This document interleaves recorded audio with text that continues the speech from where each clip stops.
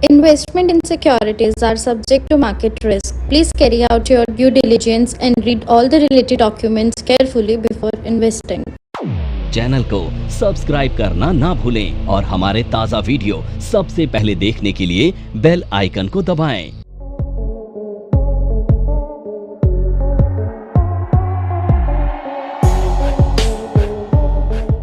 आज जिस कैंडल को हम पढ़ेंगे इसका नाम है इन्वर्टेड हैमर। तो हैमर फैमिली की 4 कैंडल होती हैं, इसमें से तीसरी कैंडल है इन्वर्टेड हैमर। ठीक है, तो ये कैसे बनती है और कहाँ मिलती है इसे समझते हैं। तो देखो इन्वर्टेड हैमर इस तरह की कैंडल होती है जो बिल्कुल हैमर की तरह होती है और हैमर को हम उल्टा कर देते हैं तो इन्वर्टेड हैमर बन जाता है। ठीक है, अब ये 2 तरह की हो सकती हैं, पहली तो जिसमें विक होगी, दूसरी जिसमें विक नहीं होगी।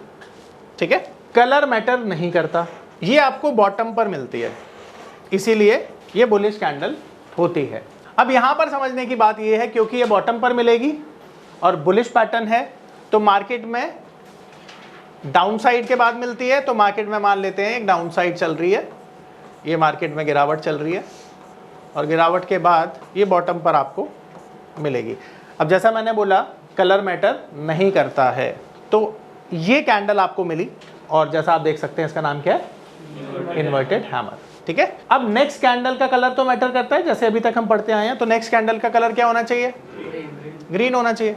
तो नेक्स्ट कैंडल का कलर होगा ग्रीन और जैसे ही नेक्स्ट कैंडल इसके हाई को ब्रेक करेगी, आप इस पॉइंट पे क्या करेंगे, बाय करेंगे और आपका स्टॉप लॉस क्या होगा, इन्वर्टेड हैमर के लो के नीचे का। टारगेट के लिए 1:2 ही फॉलो करेंगे, जितना बड़ा स्टॉप लॉस है उससे ज़्यादा बड़ा हमारा डबल टारगेट होगा। ठीक है, तो ये है इन्वर्टेड हैमर पैटर्न। यहाँ पर किसी का कोई डाउट है सवाल पूछ सकते हैं। अगला जो पैटर्न है इसका नाम है शूटिंग स्टार पैटर्न।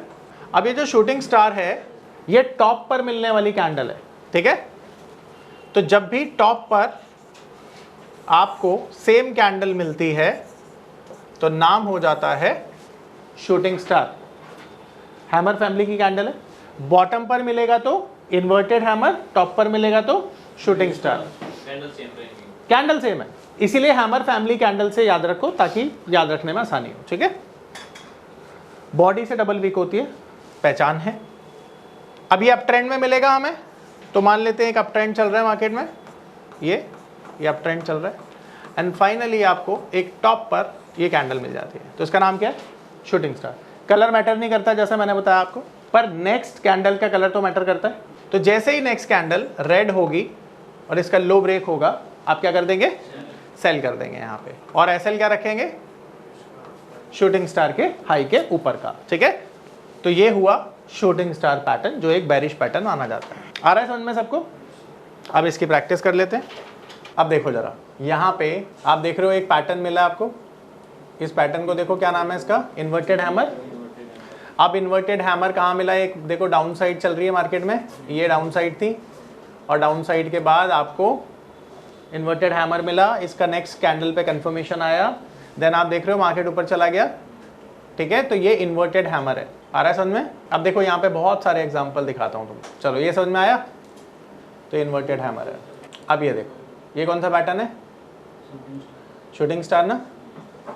अब ध्यान से देखना जरा, ये shooting star pattern, second candle ने जैसे ही लो ब्रेक किया आपने यहाँ पे सेल कर दिया, ये आपका एसएल है। ठीक है ना, और यहाँ से आप देख रहे हो मार्केट नीचे आ गई और आपका अच्छा खासा टारगेट भी आ गया। ठीक है, एक और पैटर्न देखो, ये भी शूटिंग स्टार है ना, यहाँ कलर मैटर नहीं करता। ये देखो इसका जैसे लो ब्रेक हुआ आपने सेल कर दिया, ये स्टॉप लॉस था आपका और आप देख रहे हो मार्केट यहाँ से नीचे आ गई, ये भी शूटिंग स्टार पैटर्न है। डबल होनी चाहिए, डबल से ज़्यादा भी हो सकती है, थोड़ी बहुत कम भी हो सकती है। ये देखो ये कौन सा पैटर्न है, शूटिंग स्टार। ठीक है, आ रहा है ना सबको समझ में? देखो ये कौन सा पैटर्न है, शूटिंग स्टार। अब एक चीज समझना, देखो ये शूटिंग स्टार पैटर्न बना, इसका कंफर्मेशन भी आया, आपने यहाँ पर सेल भी कर दिया और ऑलमोस्ट टारगेट भी आपका अचीव हो गया। ठीक है, अब मार्केट जाती है ऊपर और फिर आपका स्टॉप लॉस लग जाता है यहाँ पर।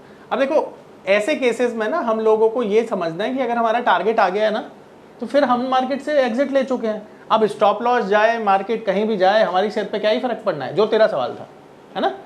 देखो इस मार्केट में ना दो चीज़ों से ना आप कभी नहीं बच पाओगे, और पहली चीज़ क्या है, नहीं, पहली चीज़ है रिग्रेट, और दूसरी चीज़ क्या है, मजे की बात है दूसरी चीज़ भी रिग्रेट ही है, क्योंकि ये हर बंदा करता है। जब तू कोई पोजीशन नहीं बनाएगा ना तो मार्केट में हमेशा तेरे टारगेट आएंगे, जब पोजीशन बना लेगा तो तेरा टारगेट नहीं आएंगे। तुझे हमेशा ऐसा लगेगा, पर ऐसा नहीं है, ऐसा नहीं है। अगर तूने सही डिसीजन लिया है ना तो तेरे हमेशा टारगेट आएंगे, भले ही तू पोजीशन बनाए या ना बनाए। पर हमारा जो मन है, दिमाग है ना, वो एकत्र होकर डिसीजन नहीं ले पाता, इसलिए हमारे मन में ऐसा आता है हम मार्केट के लिए बने ही नहीं है, हमें ही लॉस हो रहा है, दुनिया प्रॉफिट कमा रही है। अरे भाई अगर तेरे को लॉस हो रहा है तो 99% और लोगों को भी तो हो रहा है, तू ये सोच तो तेरे साथ और भी बहुत सारे हैं साथ देने वाले। अब ये सारे के सारे लोग एक ही गलती कर रहे हैं, सही ट्रेड आइडेंटिफाई या तो नहीं कर रहे हैं तो रिस्क मैनेजमेंट नहीं कर रहे हैं, रिस्क मैनेजमेंट भी कर रहे हैं तो इमोशन कंट्रोल नहीं कर रहे, कुछ ना कुछ तो गलती कर रहे हैं, समझ रहा है। जब प्रॉफिट आता है तो बुक नहीं करते हैं, और जब प्रॉफिट नहीं आता तो निकल जाते हैं, अपनी लॉस भी बुक नहीं करते हैं। तो कर क्या रहे हैं ये एक्चुअली में, देखो तुम्हारे ना, मैं कहता हूँ मैंने एक कोर्स बनाया है emotion control and risk management. इस कोर्स की सबसे बड़ी ब्यूटी पता है क्या है, ये तुमको बताती है तुम क्या गलती कर रहे हो। और सबसे बड़ी बात क्या है ना कि लिमिटेड नॉलेज भी तुम्हें पैसा कमा के दे सकती है। मतलब मैं तुम्हें एक दावे के साथ बोलता हूँ, और ये मैं प्रूव कर दूंगा ड्यूरिंग द क्लासेस, अगर तुम्हारे पास लिमिटेड नॉलेज है ना तुम बहुत बड़ा पैसा बनाओगे, और तुम्हारे पास अनलिमिटेड नॉलेज है ना तो तुम पैसा ही नहीं बनाओगे। देखो एक चीज़ समझो, अगर तुम 2 या 3 स्ट्रैटेजी पे मेहनत कर लो तो तुम एक्सपर्ट बन जाओगे, पर अगर तुम 200 स्ट्रैटेजी सीख लो तो कंफ्यूज हो जाओगे। हमेशा ध्यान रखना, बहुत ज़्यादा नॉलेज के पीछे मत भागना कभी भी। Limited knowledge, maximum practice, expertise आपको पैसा कमा के देगी। अब तो एक चीज़ समझ, जैसे फॉर एग्जांपल मुझे मैक्सिमम चीज़ें आती हैं मार्केट की, अब या तो समझ मेरे को डिसीजन लेने में तकलीफ होगी। अब जैसे मेरा ना स्टूडेंट मेरे से पूछता है कि सर आपने ना ये बताया था और ये बताया था पर ऐसा नहीं हुआ, मान ले। अब इस चीज़ का एक्सप्लेनेशन मैं क्या देता हूँ या मुझे क्या देना चाहिए। मान ले कि तेरे को मैंने 4 चीज़ें पढ़ाई हैं, पर तेरे को पढ़ानी है 40 चीज़ें, पर तूने पढ़ी हैं 4 चीज़ें। अब वो 35वीं चीज़ में मैं तेरे को पढ़ाऊंगा कि ऐसा होगा तो ऐसा होगा। अब वो एक दूसरे को कॉन्ट्राडिक्ट कर रही है। अब जैसे टेक्निकली तुम देख रहे हो एक दूसरे को कॉन्ट्राडिक्ट करेगी, अभी आगे पढ़ोगे तुम तो तुमको लगेगा कि टेक्निकल यहाँ तो बोल रहा है ये होना चाहिए और यहाँ बोल रहा है पोजीशन ही नहीं बनाओ। तो भाई टेक्निकल बनाया क्यों अगर कॉन्ट्राडिक्ट करना है तो? समझ रहे हो बात को? तो तुम्हें एक और एग्जांपल देता हूँ। अभी यूएस के अंदर इंटरेस्ट रेट डाउन का सिलसिला नहीं आया, थोड़ी बहुत इकोनॉमिक्स में पढ़ रहे होगे आजकल आप, या पिछले 1 साल से दुनिया में एक कंसर्न है। वो कंसर्न क्या है? वो कंसर्न है कि दुनिया में इंटरेस्ट रेट ऊपर जा रहे हैं। वो इंटरेस्ट रेट ऊपर जाने की वजह से क्या हो रहा है कि दुनिया के जो मार्केट हैं वो डर के मारे ऊपर नहीं जा पा रहे थे कुछ टाइम पहले, पर मार्केट ने उसे डिस्काउंट कर लिया। डिस्काउंट मतलब डाइजेस्ट कर लिया और फिर मार्केट ऊपर जाने लग गए। अब परसों डेटा आया और परसों डेटा ये कहते हैं कि यूएस में जो अनएम्प्लॉयमेंट नंबर हैं वो क्या हो गए, बढ़ गए हैं। अब टेक्निकली तो ये बुरा नंबर है ना। उसके बाद मार्केट चल गया। मेरे स्टूडेंट ने पूछा सर आपने तो हमें पढ़ाया था कि अनएम्प्लॉयमेंट नंबर जब बढ़ते हैं तो मार्केट नीचे आता है, पर ये तो उल्टा हो गया। तो मैंने उसको बोला कि बिल्कुल ठीक कह रहा है, मैंने ऐसे ही पढ़ाया था, बट मैंने साथ में ये भी बताया था कि जब ये जो तुम्हें बताया मैंने कि बड़ी परेशानी और छोटी परेशानी दोनों में से जब चुनाव करना हो ना, छोटी परेशानी फिर गुड न्यूज़ बन जाती है। अब समझना, जब मार्केट में अनएम्प्लॉयमेंट नंबर ऊपर जाएंगे तो ये क्या बताने का काम करता है कि इकोनॉमी में डी ग्रोथ हो रही है। अब ग्रोथ लाने के लिए उनका फेडरल बैंक इंटरेस्ट रेट कम करेगा नहीं करेगा? तो अब इंटरेस्ट रेट कम होने की होप इस डेटा के बाद बढ़ेगी या कम होगी? बढ़ेगी ना। तो मार्केट अब ये रिएक्ट कर रहा है कि अब तो इंटरेस्ट रेट कम होगा। अब तुम समझ रहे हो, एक बुरा डेटा किसी अच्छी चीज को प्रमोट कर रहा है इसलिए मार्केट ऊपर जा रहा है, पर एक नॉर्मल इंसान तो ये नहीं समझेगा ना।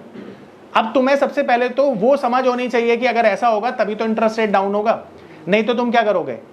तुम्हारी मतलब एक कॉमन मैन क्या करेगा? कॉमन मैन जो किताब में पढ़ेगा वही मान लेगा। और ये भी एक रीजन है लॉस करने का, क्योंकि लोग ना प्रैक्टिकल नहीं करते हैं। लोग क्या करते हैं, लोग बोलते हैं अच्छा ये शूटिंग स्टार है, यहाँ पर बाय करना था, यहाँ पे सेल करना था, पोजीशन बना लेते हैं। वो कभी लाइव मार्केट में ना वो होते हुए नहीं देखते कि कितनी बार शूटिंग स्टार फेल हुआ, कितनी बार रिजल्ट आया। अगर यही देख लिया तुमने तो जरूरत ही नहीं पड़े, फिर तुम्हारे ट्रेड गलत थोड़ी होंगे, फिर तो तुम्हारे ट्रेड कैसे होंगे? Super hit. यही करना है बस तुम्हें। समझ रहे हो बात को? ये बोलो क्या है जिस पे मेरा कर्सर है? हैमर है ना? ये बोलो क्या है? टॉप पर है, शूटिंग स्टार है।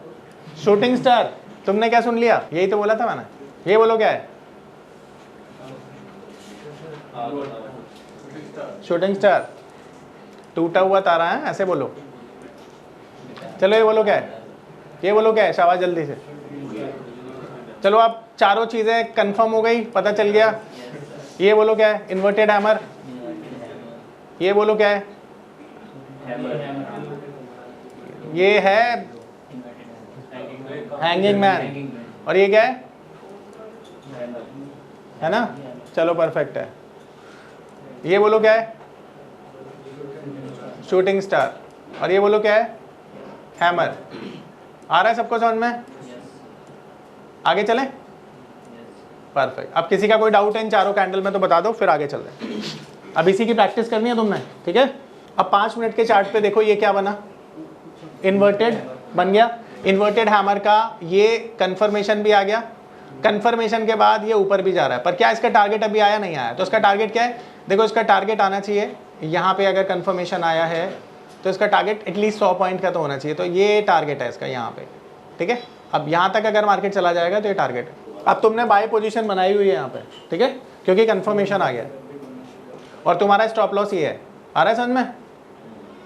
आगे चलें? सर हमेशा 1:2 का टारगेट लेके चलना है क्या?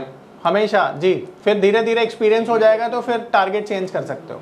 ये देखो, ये शूटिंग स्टार क्लासिकल केस और ये हैमर क्लासिकल केस। मैं क्लासिकल क्यों बोल रहा हूँ पता है? जैसा बुक में पढ़ा होता है ना वैसे ही दिख रहा है, इसलिए।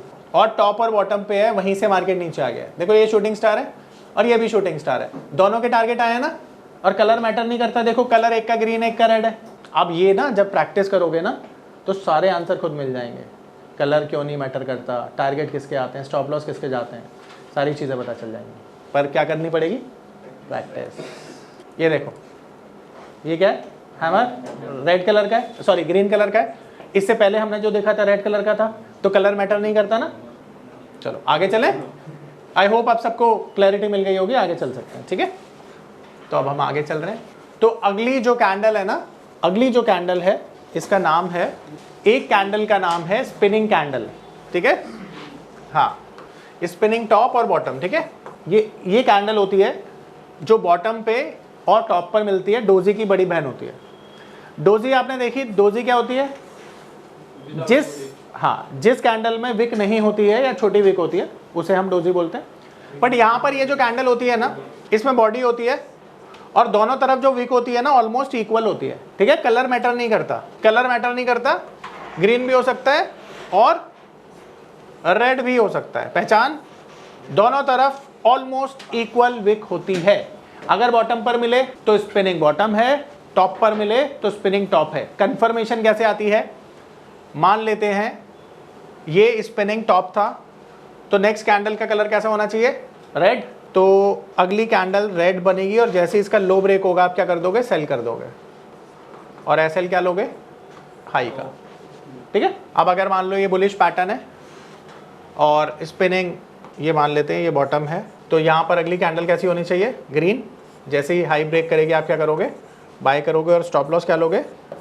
इसके नीचे का, ठीक है? इसको बोलते हैं स्पिनिंग बॉटम। और ये है, आ जाओ, ये है स्पिनिंग टॉप। ये समझ में आ गया सबको? अब एक और कैंडल पढ़ लेते हैं, फिर प्रैक्टिस कराऊंगा। तो अगली जो कैंडल है ना, ये पहली ऐसी कैंडल है जिसका कलर मैटर करता है। क्या है? पहली ऐसी कलर की कैंडल जिसका कलर मैटर करता है और इसका नाम है मारुबोजू कैंडल। अब देखो ये बुलिश और बेरिश, मारुबोजू। अब देखो यहां पर अगर ये बुलिश कैंडल है तो इसमें क्या होगा? ये ऐसी कैंडल है जिसमें विक नहीं होती है, केवल और केवल होती है बॉडी, तो इसे कहते हैं बुलिश मारुबोजू कैंडल, ठीक है? अब इसकी कंफर्मेशन कब आती है? जब इसके ऊपर इसका हाई ब्रेक हो जाए, यहां पर हम बाय करते हैं और स्टॉप लॉस होता है हमारा इसके नीचे का। ये पहली कैंडल है जिसमें कलर मैटर करता है और जो बेरिश मारुबुजू होती है उसमें भी कलर मैटर करता है, यानी इसमें भी विक नहीं होती है, और इसकी कंफर्मेशन भी अगली कैंडल पे आती है। जैसे ही इसका लो ब्रेक होता है, यहाँ पर हम करते हैं सेल और हाई का लेते हैं स्टॉप लॉस। ठीक है, ये टॉप और बॉटम के अलावा मिडिल में भी मिल सकती है। कलर का ही सारा रोल है। पूछो कैसे? देखो इस कैंडल की साइकोलॉजी समझो। अगर मार्केट में ये जो ग्रीन कलर की कैंडल है तो यहाँ पर बायर्स डोमिनेट कर रहे हैं मार्केट को। बायर डोमिनेट करेंगे तो हाईएस्ट पॉइंट पर ले जाएंगे मार्केट के प्राइस को, और जब हाईएस्ट पॉइंट पर जाकर वो बंद होगा तो इसकी साइकोलॉजी हो जाएगी सुपर बुलिश। इसको उल्टा कर लो, अगर ये रेड कैंडल है और रेड कैंडल में लोअर पॉइंट पर जाके लोएस्ट पॉइंट पर जाके बंद हो रहा है तो इसकी साइकोलॉजी क्या है? सुपर बेरिश, क्योंकि मार्केट में जो सेलर है वो सुपर एक्टिव है। तो इसलिए कलर मैटर करता है यहाँ पे। ठीक है, ये स्पिनिंग कैंडल थोड़ी कम ही मिलती है पर मिल जाएगी। देखते हैं, देखो कितना क्लासिकल केस है शूटिंग स्टार का। एक दिखा दूंगा एक्चुअली ना, वैसे तो मिलती कम है पर दिखा देता हूँ, ये कम मिलती है कम। ये देखो कितना क्लासिकल केस है शूटिंग स्टार का। एक मिनट की कैंडल है ना, ये देखो मिल गई फाइनली। देखो ये स्पिनिंग कैंडल है, स्पिनिंग टॉप। ठीक है, ये यहाँ पर इसने लो ब्रेक किया और फिर मार्केट नीचे चली गई। ठीक है, हाँ सब आ जाएगी इसमें। तो चलो ठीक है, अब देखो वन कैंडल पैटर्न हमारा खत्म हो गया। तो हमने कितनी कैंडल पढ़ ली? अब हमने 4 1 5 5 और 2 7 कैंडल। 7 है या 8 है? 7। 4 हैमर, 1 डोजी, 2 ये 7 कैंडल हो गई। तो 7 कैंडल वन कैंडल पैटर्न में आती हैं, यानी जो एक पैटर्न एक कैंडल से मिलकर बनने वाली कैंडल होती है। अब हम पढ़ेंगे 2 कैंडल पैटर्न। ठीक है, नमस्कार दोस्तों, मैं अरविंद शर्मा आप सभी का स्वागत करता हूं हमारे स्पेशल कोर्स में जिसका नाम है पावर ऑफ नंबर्स। आपने गेम थ्योरी के बारे में तो सुना ही होगा, आपने सुना होगा एलियट वेव थ्योरी के बारे में। यह दुनिया की सबसे तीसरी ऐसी बड़ी थ्योरी है जिसे हमारी टीम ने 10 सालों की कड़ी मेहनत के साथ डिकोड कर लिया है।